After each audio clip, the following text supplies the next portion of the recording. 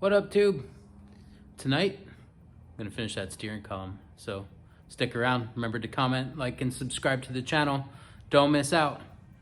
Smash that button. Stay tuned.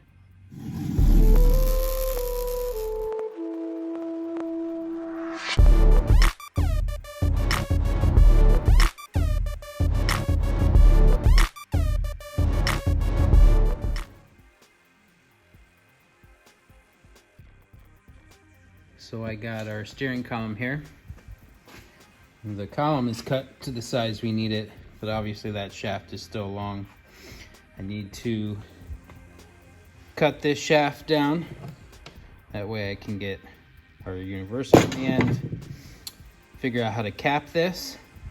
I got some of these awesome bearings from George, my partner in crime here at the garage. He threw me a couple of those. They fit perfectly around the 3/4 inch shaft. They're a little bit smaller than that opening, so I'm gonna take these, make a few relief cuts, squeeze that pipe tight around this bearing, which has a nice lip on it. I don't know if you can see that lip.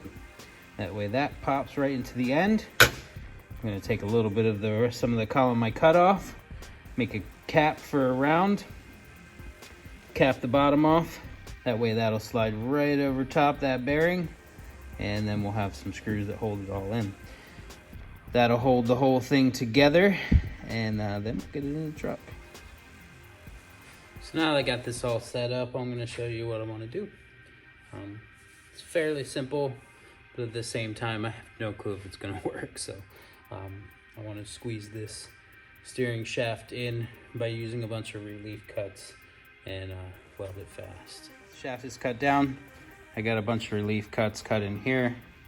I want to squeeze this so that it is the same diameter as my bearing.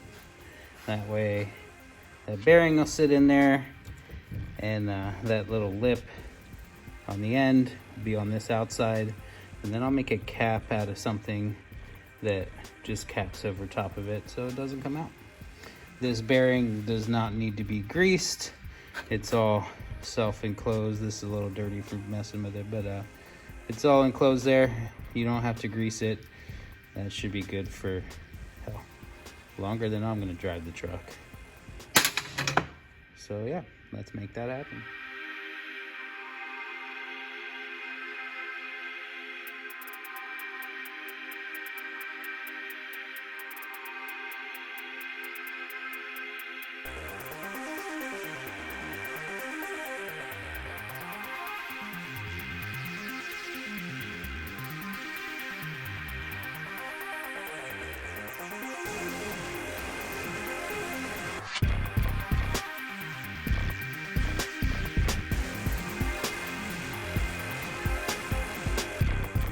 So there's probably an easier way to do this, but I use some clamps and my rusty adjustable hammer because it has a nice, obviously not super wide width on it. That way I can basically just tap each one of these tabs until I can get it where it needs to be. But I think it's pretty close. It spins nice and freely without trying to move the shaft inside left to right. So it should be in the middle. I'm gonna take my welder and start tacking these very lightly. I don't want to get this too hot. Obviously it'll melt all the stuff inside, but if I do, I got a whole bunch of these, so it's okay. So yeah, I'm gonna weld that up and figure out a cap for the bottom to keep everything on there.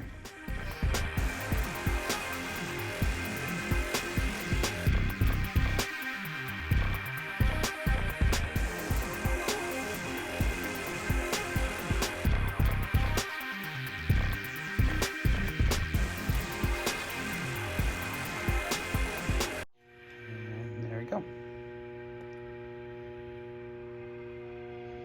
Now that I have that in there, I It's solid, it rolls nice.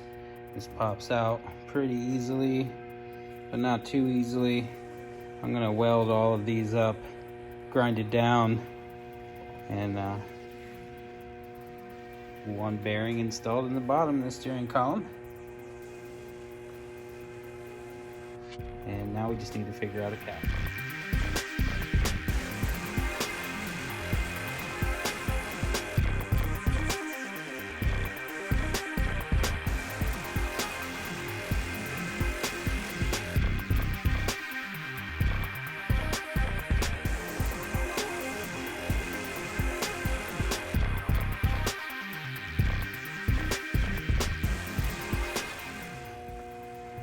After a little welding and grinding, there it is. Not too shabby. There are a couple, you can see where my cuts were at the very end. I don't want to weld all the way out to there because it'll just blow it up. But little nicks like that don't matter. It's solid all the way up through my cuts. Let's make a cap.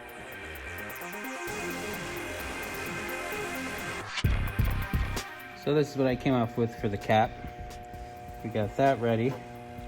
I dug around the shop here and I found a nice piece of, I don't know if that's scheduled 90.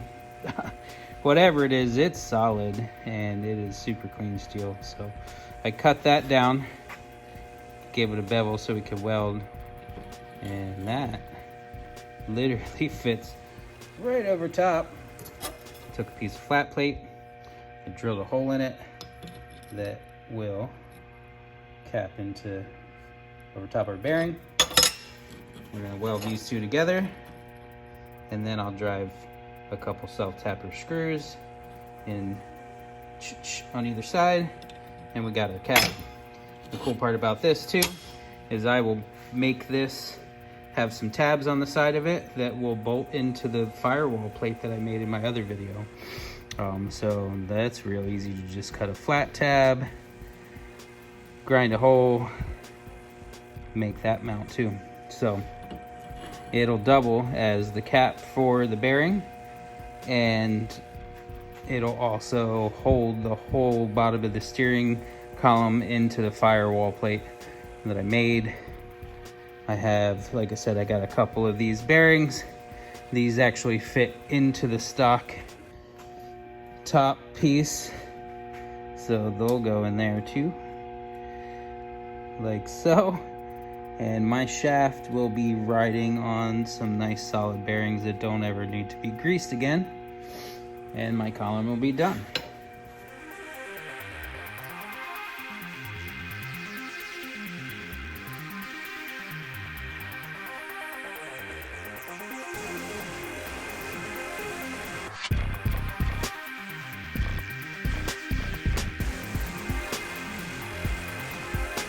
And there we go.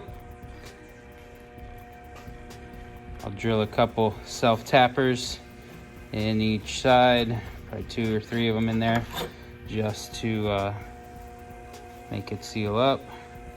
But yeah, she's all welded up, ground down, nice cap, fits really well.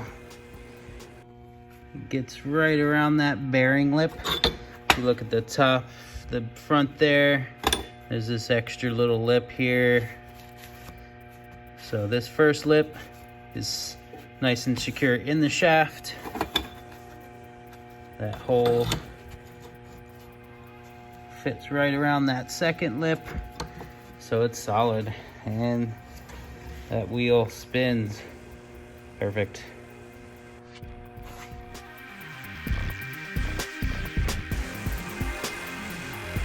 So that's it for this episode.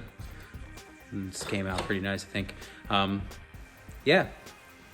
Next episode, I'll make some mounting hardware to get that mounted to the firewall and up under the dash. And we'll have that in the truck and have a steering setup. I did get that Willwood brake booster put together and mocked up in the truck too. So that's temporarily in there. We got to do some fab work for a bracket underneath the dash. But other than that, we're coming along. As always, if you like what you see, make sure you smash that subscribe button down below. Thank you for tuning in. I appreciate every single one of you. And remember, you can do this too. Get some tools out, build your own stuff at home. If you have questions, feel free to message me, comment, whatever you need to do, man. It's real easy. As always, from the Handmade Hooligan, have a good night.